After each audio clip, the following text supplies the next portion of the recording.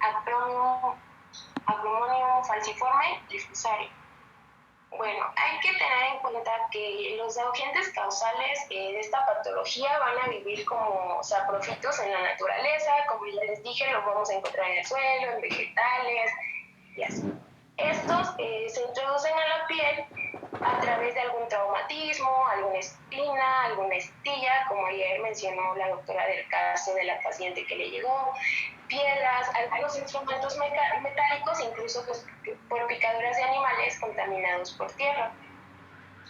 Bueno, después de la incubación de estos microorganismos van a emitir filamentos en los tejidos y como una forma de resistencia se van a aglomerar en colonias que van a ser más o menos compactas y se les va a denominar granos. Estos se eliminan en una secreción mucoide a través de las fístulas. En los tejidos que son alrededor del grano actinomicético, la bibliografía refiere que se va a observar una reacción supurativa y en el homicetoma la reacción va a ser granulomatosa.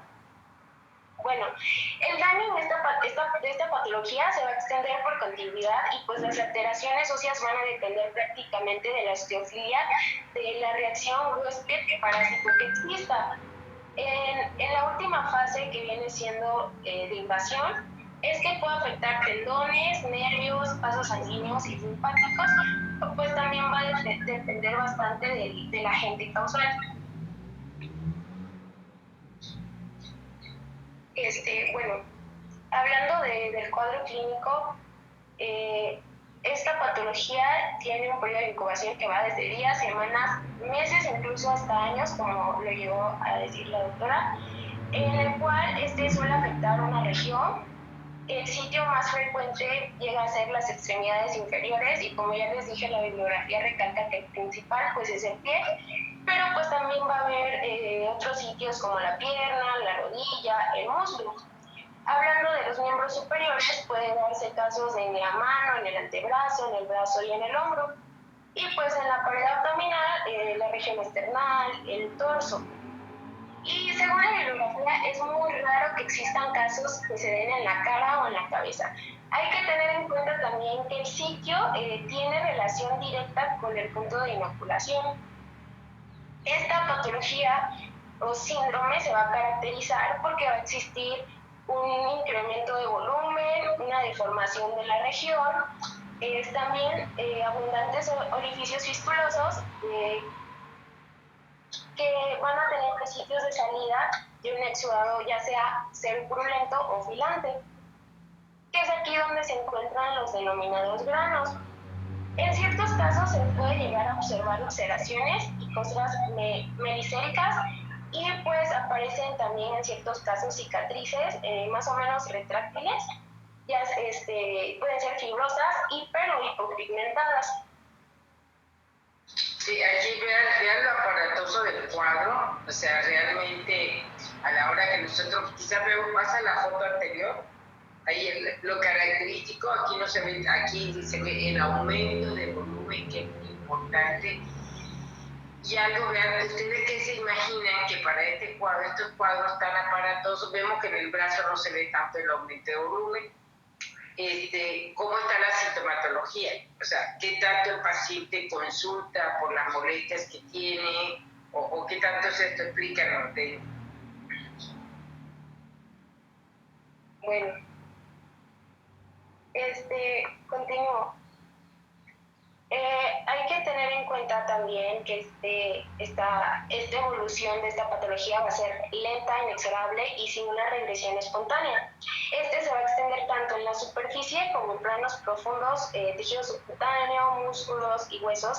Y como ya mencioné, pues esta afección va a depender del agente causal.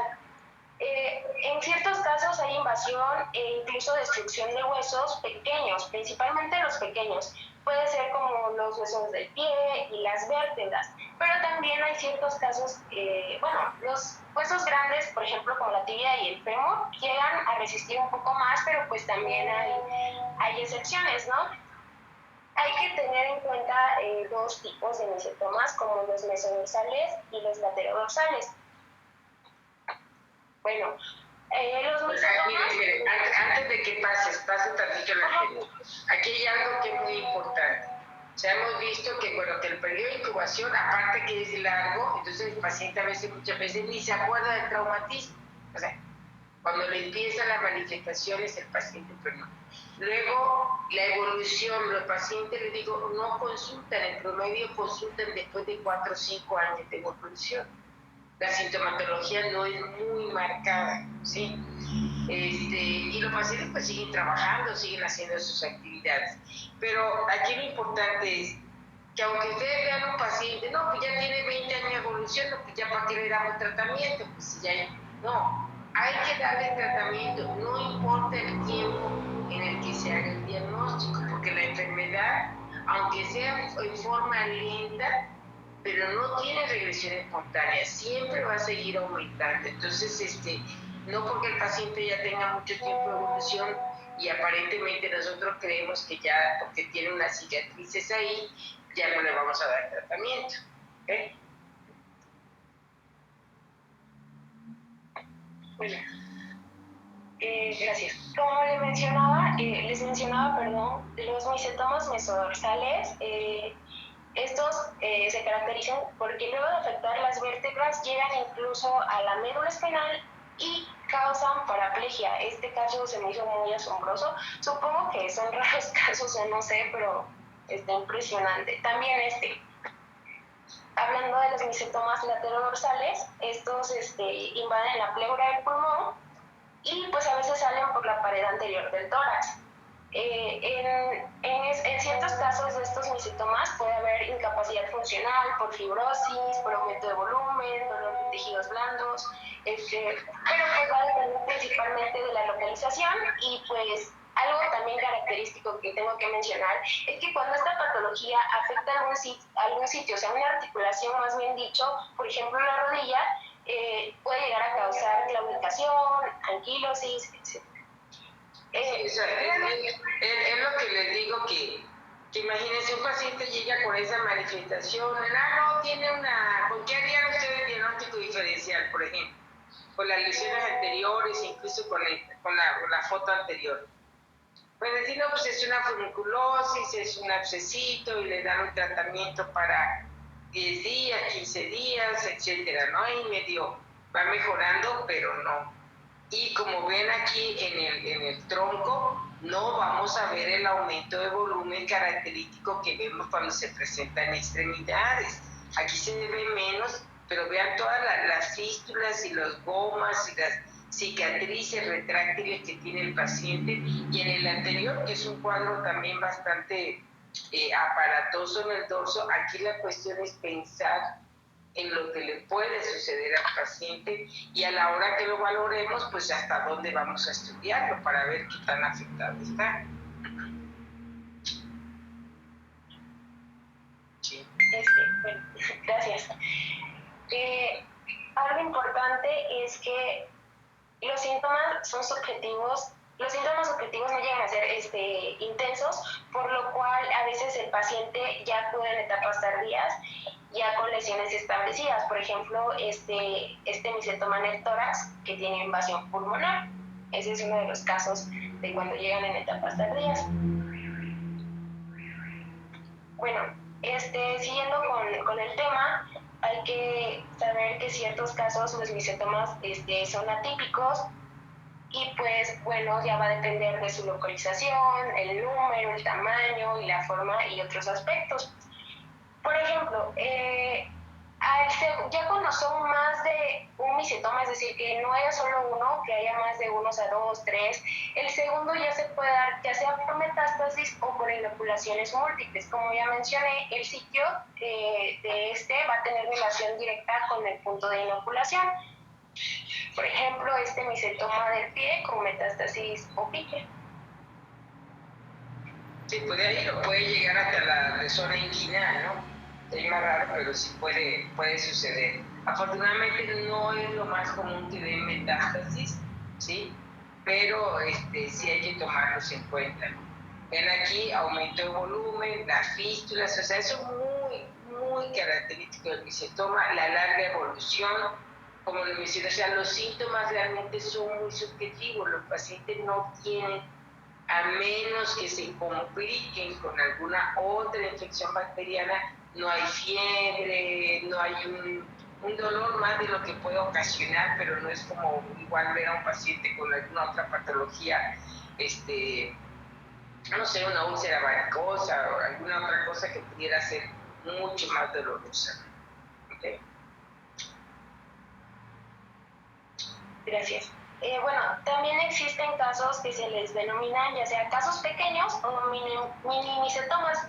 Estos son únicos o múltiples. Estos van a ser de forma variada, sin hinchazón, con 1 o 2 fístulas. Normalmente el agente causal de estos va a ser la nocardia brasiliensis y también raras veces se van a ver restringidos a las extremidades inferiores. Estos minimicetomas afectan a niños, adolescentes o adultos jóvenes. Estos casos pequeños tampoco van a afectar estructuras profundas ni huesos y va a llegar a tener una buena respuesta a las sulfonas. Como ya mencioné, pues las variedades clínicas van a depender del agente causal.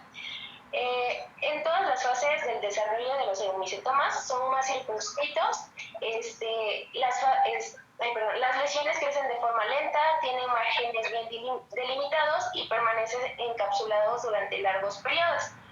En cambio, los actinomicetomas por nocardia brasiliensis o por actinomadura pelliteri, estos son más inflamatorios, van a tener abundantes fístulas y son muy osteófilos.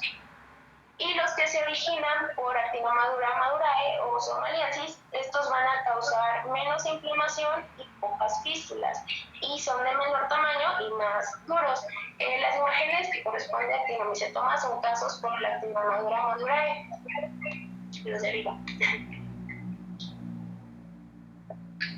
Bueno, ahora voy a hablarles un poco de los datos histopatológicos.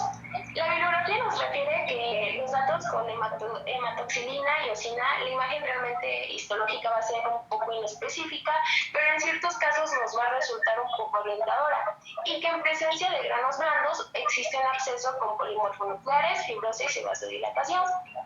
En granos duros es posible que se forme un verdadero granuloma tubercoide, pero pues lo más importante, según la bibliografía, son las características de los granos y la afinidad por ciertos colorantes, dándonos también un cuadro que es el siguiente, en donde nos daba las características de esto, de los granos y qué afinidad tenían por ciertos colores. Por ejemplo, la nocardia era de una consistencia blanda, tenía un color blanco amarillento, tenía un aspecto vermiforme y la reacción que va a tener con la hematoxilina y eosina es amófilo. En cambio, la actinomadura madurae, pues va a tener un color blanco amarillento, la actinomadura pelliteri un color rojo, somaliensis blanco amarillento, madurela negro, Fusarium color blanco y así sucesivamente. Esto es lo que, según la bibliografía, es lo más característico, o sea, observar que la afinidad que tienen estos por ciertos colorantes. En el examen directo, los granos eumicéticos y de actinomadura madurae se van a ver a simple vista, y pues los otros, que no están mencionados aquí, al microscopio con el color, con la forma y el tamaño que estaban en el cuadro anterior. Según la bibliografía, bastaba con un examen en fresco para diagnosticar las nocardias, la actinomadura pelliteri, madurae y somaliensis. Así es, mire, esto es muy importante porque sí nos podemos apoyar, a lo mejor un estudio directo puede ser que en cualquier laboratorio, en alguna comunidad o algo se los puedan hacer, y es solamente extender esa solución así como, esa secreción así como mucoide que se llama, que es así como muy elástica.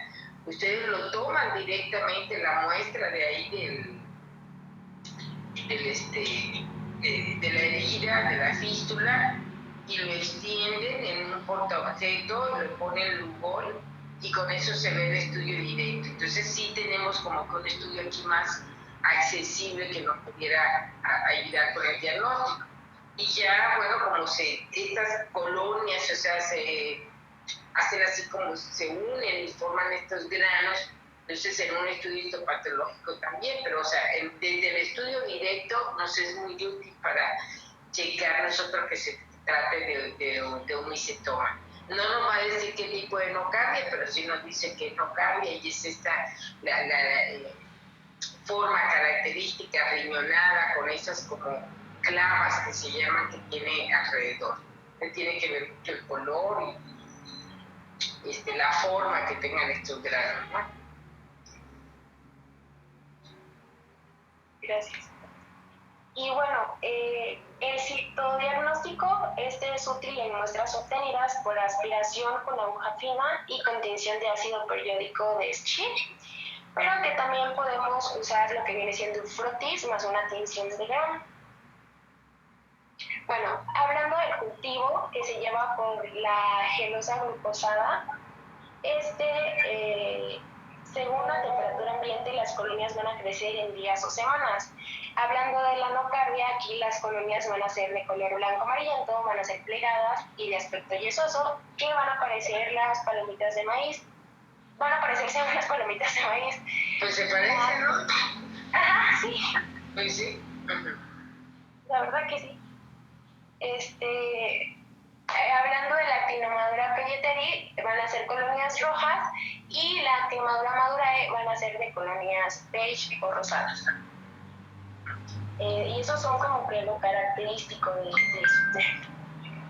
Bueno, hablando de los estudios de imagen, algo bueno, los estudios radiográficos, pues en estos se aprecia una afección de los tejidos blandos y lesiones óseas. Se producen en el hueso cavidades que se les van a denominar geodos. Y algo característico es que, hablando de la nocardia, es muy osteófila. En estos casos se van a observar geodos, en la actinomadura pelleteri, microgeodos y geodos, y en la actinomadura madurae, macrogeodos. Entonces, ahí van ustedes viendo qué es lo que necesitan hacer para el diagnóstico, ¿sí? Desde el estudio directo, o sea como tenga el paciente, así no tenga mucho edema, aumento de volumen, hay que tomar una placa para ver cómo está. O sea, ya se nos puede el cultivo, ¿ok? Síguele, por favor. Bueno, hay otros estudios que nos mencionaba la bibliografía, por ejemplo, el ataque helicoidal. Esta en micetomas del tronco puede evidenciar el grado de invasión visceral, muscular y vascular. En la resonancia magnética van a haber evidencias de lesiones, que estas van a estar bien definidas y que las de alta densidad corresponden a granulomas y la de baja intensidad a fibrosis.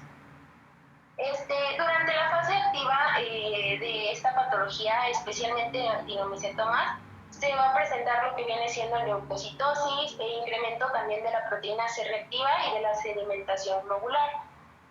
En los estudios de inmunodifusión radial, según la bibliografía, se ha mostrado aumento de las inmunoglobulinas IgG, IgM e IgA en pacientes con micetomas que son producidos por la micetomatis y la actinomadura pelleteri, y el IgG e IgM en los que tienen micetomas por actinomadura madurae y la somaliensis, y en IgA pues en todos los casos.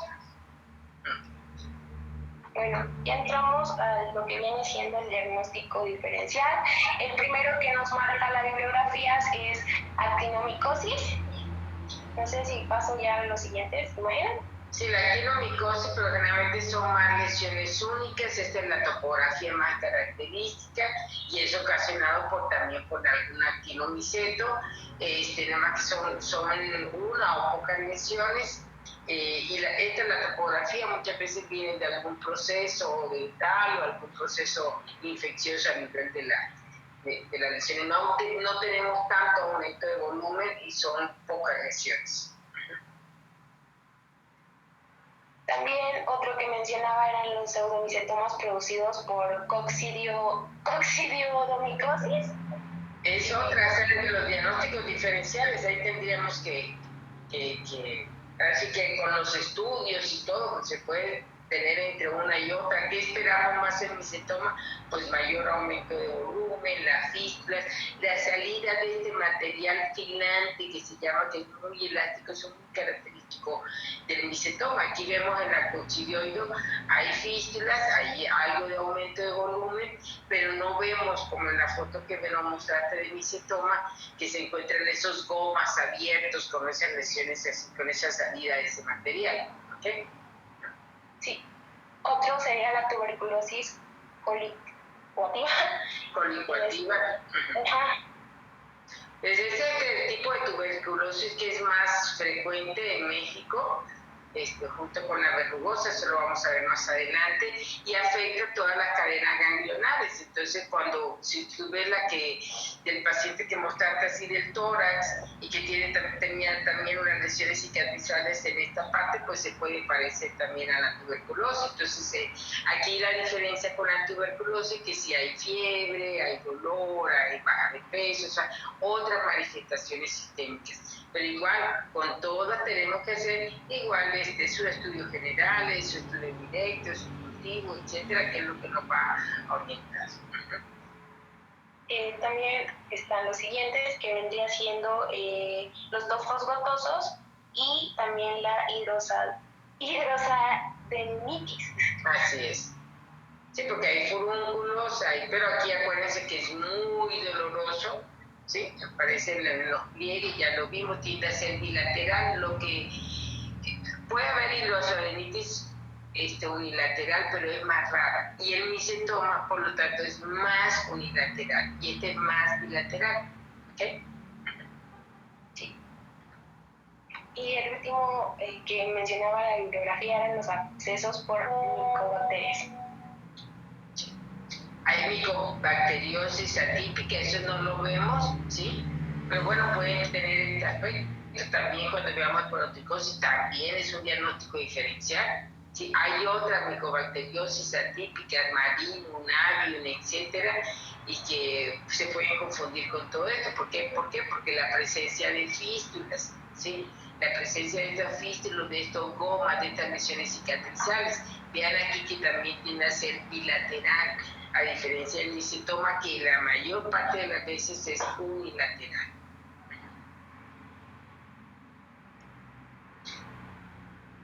Bueno, ya hablando del pronóstico, lo que nos mencionaba la bibliografía es que los actinomicetomas por lo general llegan a ser, o bueno, son de corta evolución, no van a producir afección ósea y muestran una buena respuesta al tratamiento. En dado caso que que esté sin tratamiento o con una resistencia a el pronóstico realmente va a llegar a ser malo para la función. Y también, dado que la evolución es progresiva, lenta y el proceso se va a extender en la superficie y a profundidad, pues, nos va a dar un diagnóstico más. Miren, para que quede claro, cuando es ocasionado por actinomicetos que nos provoca, digamos, los minimicetomas, nos puede dar por actinomicetomas estas lesiones que son muy localizadas, los minimicetomas, que forman por nocardia, que son pequeños, y eso se ha dicho que depende mucho de la respuesta inmune del paciente, de las condiciones inmunes del paciente, que por eso se dice en la mujer tiene ese factor un poquito como de protección hormonal probablemente, ¿sí? Y que se pierde con la pubertad y se pierde con el embarazo, ¿sí? No es de que los actinomicetomas van a ser así, pero que si tienen una evolución corta, o sea, que si lo detectamos a tiempo, si no, cuando lo detectamos no hay afección ósea, van a mostrar una buena respuesta al tratamiento. Si ese padecimiento se deja, hace un diagnóstico muy tardío y ya creció, ya tiene afección ósea, entonces ya aquí el pronóstico va a ser malo. Yo sí que no quisiera que quedara la idea que el actinomicetoma pues es el más bueno, ¿no? O sea, va a depender de la especie, la evolución, que tenga el padecimiento, el estado inmunológico del paciente, ¿sí?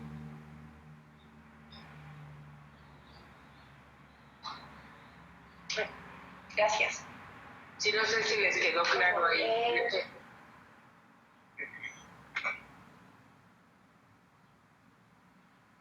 Sí, a mí sí, Doc. Sí, gracias. No. Sí, todo depende mucho del tiempo en el que nosotros hagamos el diagnóstico, el tiempo en el que el paciente consulte. Imagínense que si consulta porque tiene dificultad respiratoria y resulta que tiene en el tronco y ya está esto, pues obviamente ese paciente, sí, y es por nocardia y es por actinomicetos. Si se consulta a un paciente que apenas está con las primeras lesiones, con 1 o 2 años de evolución, pues obviamente le va a ir mucho mejor, ¿sí? Gracias.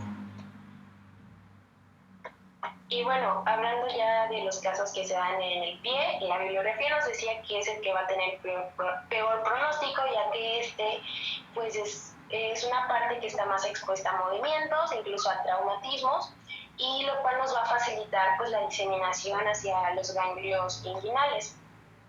Hablando de la localización en el dorso y la nuca, presenta riesgo de diseminación hacia la columna vertebral, y hablando en la ubicación del tórax, pues puede diseminarse hacia los pulmones.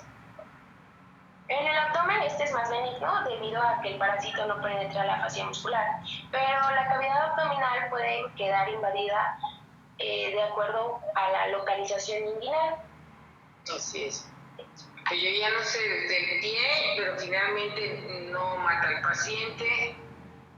El paciente, de verdad, ustedes no se imaginan, el paciente se lo envuelve, lo que sea, y sigue trabajando. En tórax, si hay diseminación, o en la nuca que haya diseminación a la columna, a los pulmones, pues a ese paciente le va a ir peor, ¿no? O sea, en el pie, por lo que es más frecuente, que es de que no puedan caminar, pero bueno, esto es una controversia ahí. Y bueno, ya vamos con el tratamiento. La bibliografía lo dividía en dos: el tratamiento para eumicetomas y para los actinomicetomas. Nos decía que el tratamiento de los eumicetomas sería quirúrgico, que la extirpación completa de va a eliminar el proceso y que no va a existir metástasis ni recidivas. También se ha sugerido el uso local de dimetil sulfoxido con anfotericina B, y así, pero pues también se puede utilizar lo que viene siendo el ketoconazol, itraconazol, gliciofulvina más penicilina procaínica, biconazol y voriconazol. Bueno, aquí vean que, bueno, en micetomas ya quedamos hongos verdaderos, la más frecuente, Madurella mycetomatis, y aquí estas, como son más localizadas, sí puede haber alguna extirpación quirúrgica. Obviamente tenemos que hacerlo el estudio directo, los cultivos, para estar seguros de que puede ser esto. Ya que se confirmó, entonces podemos utilizar cualquiera de estos medicamentos, obviamente ya midiendo la accesibilidad, que el paciente no tenga contraindicaciones, con ketoconazol, vigilar el efecto antiandrógeno, sí, sobre todo en hombres, porque pueden tener ginecomastia, etcétera. Pero todos estos tratamientos mínimo deben ser durante 6 meses, mínimo. ¿Okay? Aquí con el ketoconazol hasta 12, 18 meses, pero en general mínimo cualquiera 6 meses. Gracias.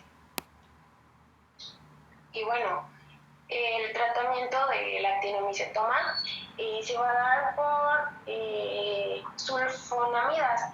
El principal que nos menciona la bibliografía es trimethoprim con sulfametoxazol más diaminodifenilsulfona o daxona. Este tratamiento tiene que darse durante varios meses, incluso hasta 1 o 2 años. Pero también hay que valorar pues la eficacia a largo plazo. Al dar este tratamiento probablemente pueda haber complicaciones como casos que son la metahemoglobinemia y anemia hemolítica. Por eso dice que cuando se dé este tratamiento hay que darles el chequeo mediante una biometría hemática periódica. Bueno, miren, ya hacen en los laboratorios, porque los pacientes que tienen estas complicaciones hematológicas por la sulfona o Dapsona, son los pacientes que tienen deficiencia de una enzima que se llama glucosa 6-fosfato. Entonces, los pacientes que tienen la deficiencia de esa enzima son los que tienen más riesgo de desarrollar esas complicaciones. Entonces, a esos pacientes pues ya le buscaríamos de entrada otra opción. O sea, lo ideal sería hacer ese estudio. Pero si no, pues trimethoprim con sulfamethoxazol, y ya se puede hacer algunas combinaciones y se va viendo la evolución, pero mínimo 2 años, hay que vigilarlos, las lesiones van cicatrizando, si se vuelven a reactivar, pues tendremos que reestudiar a ese paciente o continuar el tratamiento. Miren, aquí lo más importante es que si ya ustedes están seguros del diagnóstico, porque viene el aumento de volumen, porque el antecedente de traumatismo, por la larga evolución, que el paciente casi no tiene síntomas, etcétera, y ustedes están allá haciendo su servicio donde da vuelta el viento, ¿sí? Y que no tienen acceso ni para hacer el estudio directo, ni tienen acceso para un cultivo, ni tienen acceso, o sea, ustedes se tienen que acordar qué porcentaje es por actinomycetos. 95%, ya lo dijo de. Entonces, si no tienen de otra, pues este paciente le inicia su tratamiento con teletratamiento, por lo menos. Entonces, claro, que le van a decir esto es el paciente, pero ¿cómo lo va a tomar tanto tiempo? Sí se puede tomar tanto tiempo. Entonces, si ya en casos resistentes, pues ya se puede, o que sean alérgicos a las sulfas, entonces ya tendríamos que buscar las otras opciones, o si no, pues se puede dar sulfona, podemos combinarlo con estos otros, pero el tratamiento es mucho más largo. ¿Okay? Ajá, sí, así como dice Doc, pues en dado caso también la sulfonamida se van a combinar con el listado que dejé ahí. Y también algo que leí era que actualmente se están haciendo estudios y que han habido resultados satisfactorios a la micacina, 500 miligramos en adultos, que es una ampolleta de 500 miligramos que se da por vía intramuscular y que según se le da el tratamiento de cada 12 horas al paciente, pero realmente desconozco si se hace o no se hace. No, de hecho ese esquema con amicacina se utiliza para pacientes que han tenido resistencia al tratamiento convencional. Ese esquema fue ahora sí que realizado y está aceptado mundialmente por el doctor Oliverio Welch, que ya falleció, su hija también es dermatóloga de Monterrey, ¿sí? Porque en esa zona hay mucho de este padecimiento y él fue quien estableció ese esquema combinando trimethoprim con amicacina por periodo de 3 semanas, se repiten varios ciclos para los casos resistentes que no respondan a los tratamientos, pero sí se sigue utilizando. Ok. Sí. Pues esto sería todo el tratamiento. No sé si va a agregar algo y pues ese es mi cuadrito. No sé si quiere que me explique, o sea, es lo que ya dije, pero si quiere lo... No, así está bien. Así está bien. La cosa le digo que lo repasen y que les quede claro, o sea, que esto es por bacterias, aunque esté dentro de la micosis subcutánea. ¿Ok? ¿Sí? Bueno, y que bueno, esta junto con la esporotricosis, pues de lo más frecuente. Entonces, empezamos con la esporotricosis. Está presente.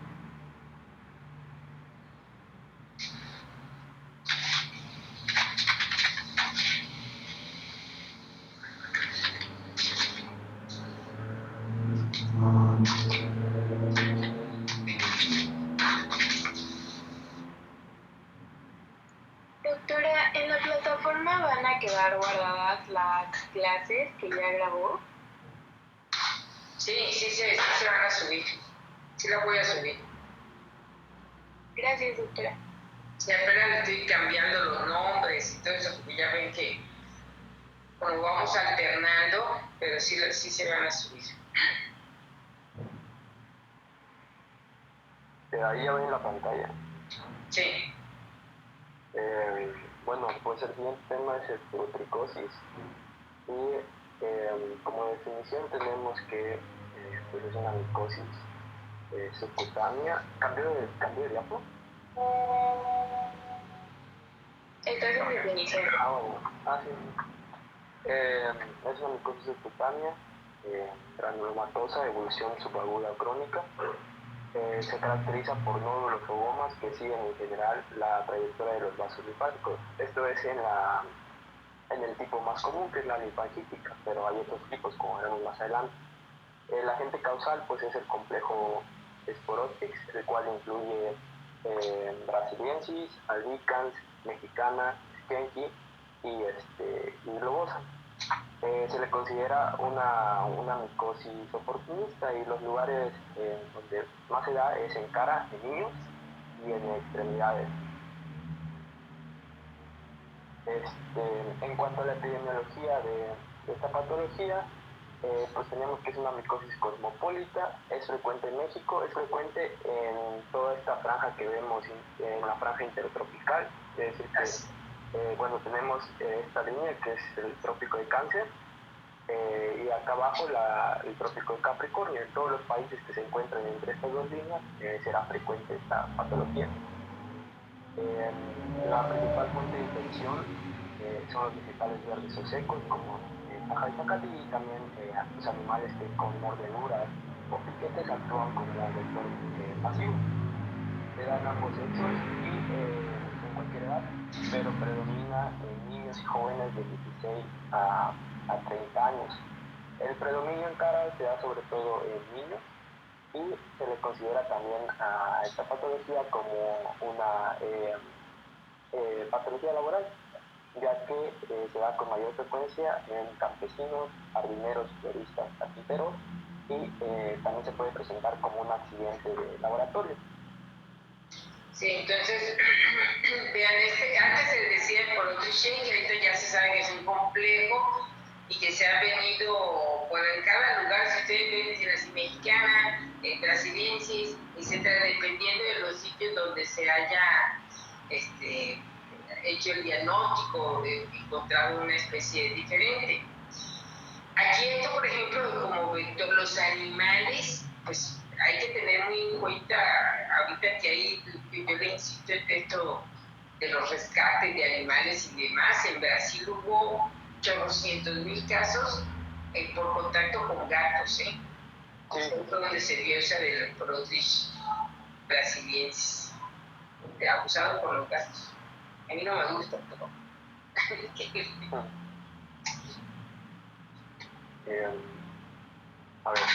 Sí, en cuanto a su etiopatogenia, pues les mencioné ya al complejo esporótico. Como bien dijo la doctora, pues brasiliensis se encuentra relacionada con la epidemia de gatos, y en cuanto a Schenki, que es la que se relaciona con mayor frecuencia con las formas diseminadas de esta patología.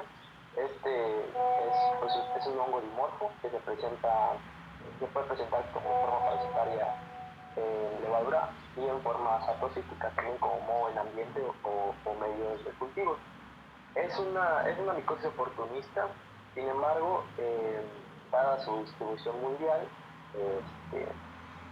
se cree que la resistencia a este hongo es alto y que se necesita una exposición repetida para que se dé la infección.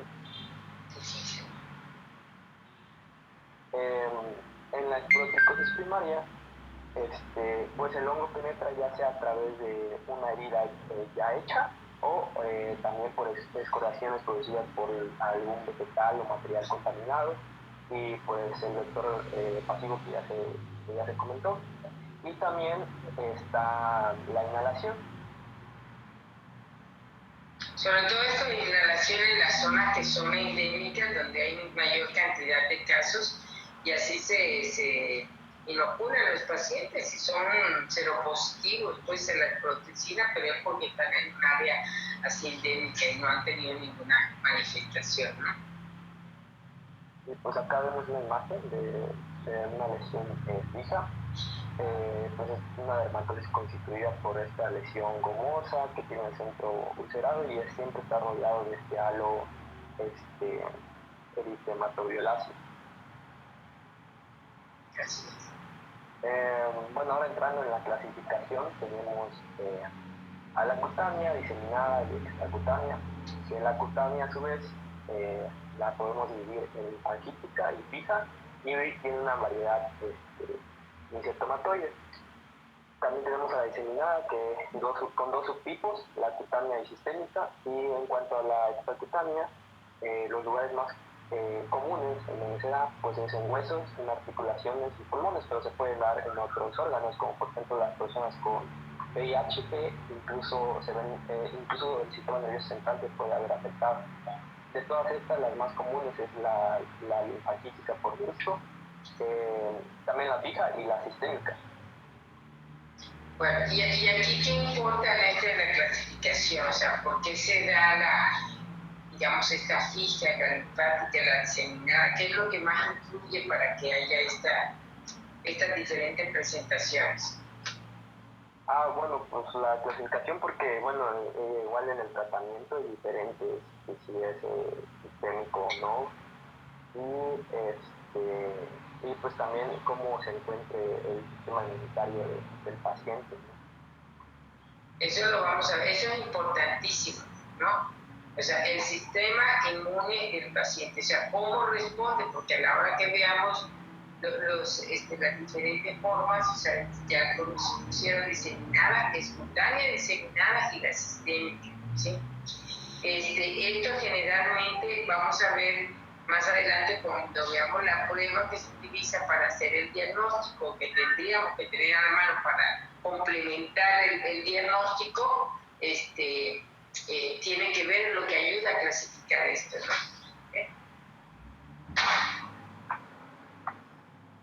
¿no? Ahora vamos a explicar cada una de ellas. Tenemos a la primera, que es la fija linfangítica, la cutánea linfangítica, perdón, con un 70-75% de los casos, y esta pues es un chancro inicial,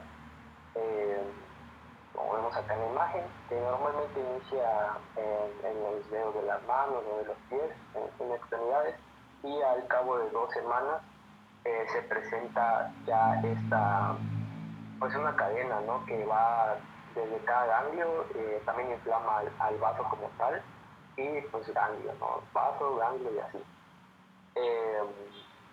En cuanto al porcentaje de extremidades, se da con mayor frecuencia en extremidades superiores y con un 53% aproximadamente en superiores, en inferiores un 18% y en cara es un 20% que se da sobre todo en niños. Acá vemos la imagen en un niño.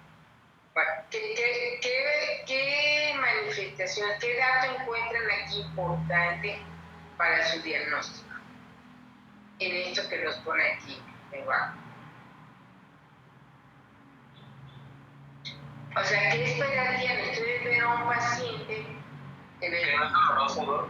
Que no es doloroso. Que no es doloroso, exactamente, que no es doloroso, ¿sí? Entonces, porque ustedes se imaginan un dedo así, pues se están imaginando que van a tocar a ese paciente y pues, le va a gritar de dolor o va a estar molesto o va a tener alguna sintomatología. Y eso, pues, no, ¿te molesta? Oiga, pero tiene ahí. Pues no le molesta. Y otra cosa que es importante, o sea, el tiempo en el que aparece la primera lesión, el chancro, digamos, porodipósico, y luego va a seguir paralelo a los vasos linfáticos. No quiere decir que va a afectar los ganglios. Corre paralelo a ellos, o sea, todas las demás lesiones son paralelas. Es muy raro que afecte así de inicio de esta forma lo que son los ganglios linfáticos, para que no se confundan ahí con que porque lo ven en línea ya está afectando los ganglios. No, va paralelo pero no afecta a los ganglios. Es muy raro que suceda eso. ¿Okay? A ver, el siguiente tipo, que es un subtipo de la cutánea, es la fija, y esto se da en un 20-30%, y pues es una placa celular infiltrada, verrugosa o vegetante, que también se puede ulcerar y que incluso se puede cubrir por costras mesentéricas. Y lo que les mencionaba, que está rodeado de un halo eritematoso. Vemos acá en la imagen pues esta forma preliminar, acá se ven las costras mesentéricas y pues la forma verrugosa vegetante. Estas incluso pues, se pueden llegar a veces a autolimitar. Aquí, bueno, ahí vamos a ver más adelante cómo van a esperar la respuesta a la prueba, ¿no? ¿Okay?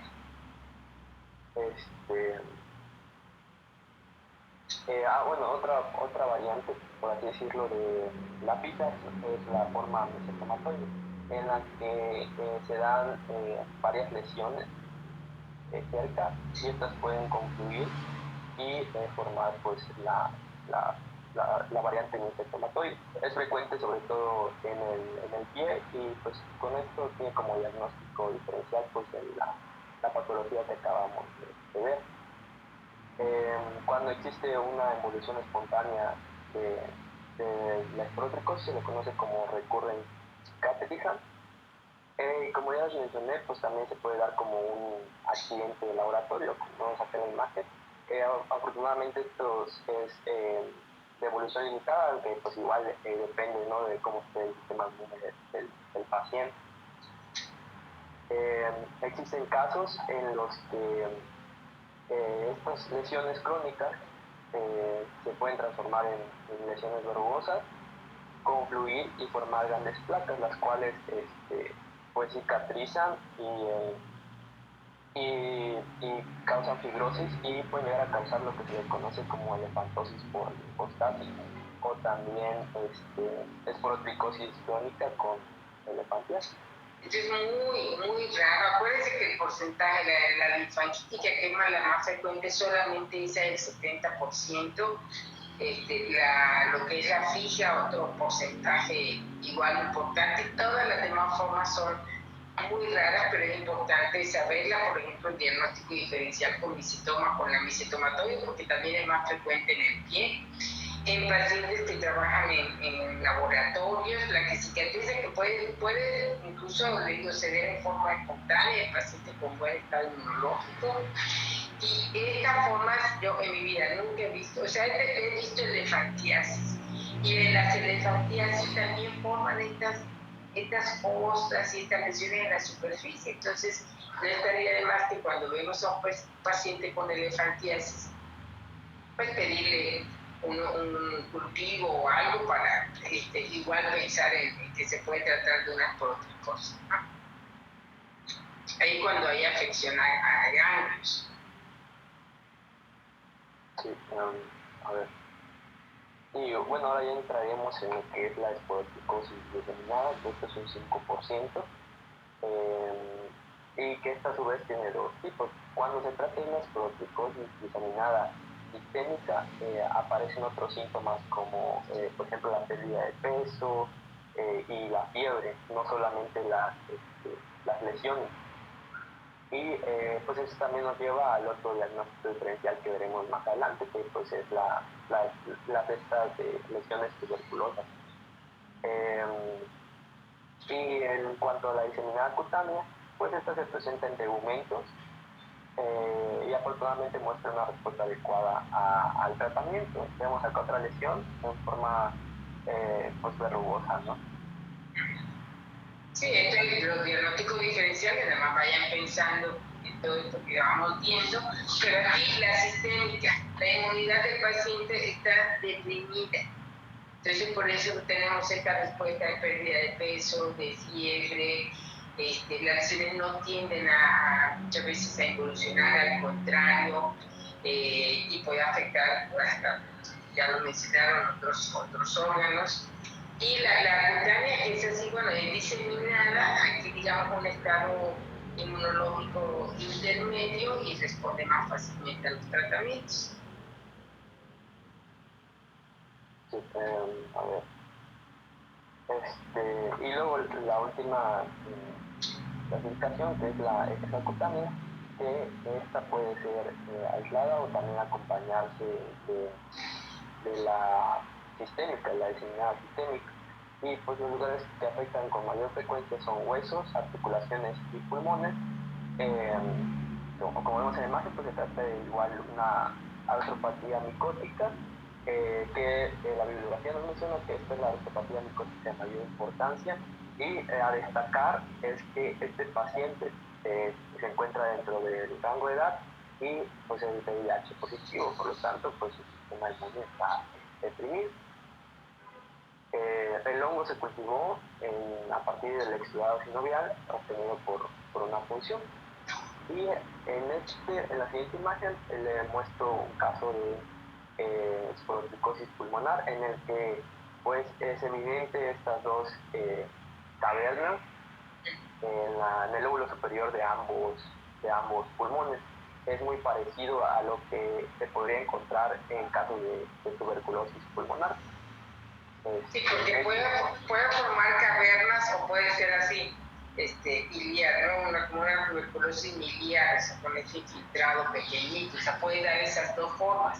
Aquí es donde se dice que son pacientes que ya tienen esa inoculación por inhalación en zonas endémicas y que en algún momento por alteraciones de la inmunidad, o sea, se reactiva, digamos, esa inoculación que tiene y ya empieza a tener manifestaciones pulmonares, ¿sí? Y en lo óseo, pues hay que tomarlo en cuenta, los pacientes que son igual inmunocomprometidos, como ese caso que está ahí, pues que a veces pues no pensamos, o sea, siempre que pidan un cultivo, o sea, tienen que pedir en estos casos bacteriológico y micrológico, o sea, sí, son dos cosas diferentes, pero hay que pensar de que existe. En estos casos articulares, pues sí producirá cierta rigidez en la articulación e incluso cierto dolor, que esto igual nos lleva a otro diagnóstico diferencial, que es la artritis reumatoide. De hecho, esto primero se pensó que se trataba de una micobacteria, el cual se hicieron cultivos, pero que salieron negativos y después se realizó el cultivo para Schenck. Sí, para hongos. Ah, ¿Le paramos aquí?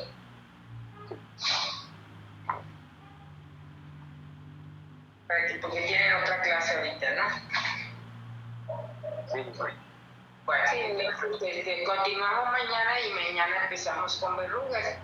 Pregúntenle ahí en su casa, a sus abuelitas, a sus tías, a sus papás, etcétera, cómo le llaman a las verrugas y qué tratamiento conocen para las verrugas.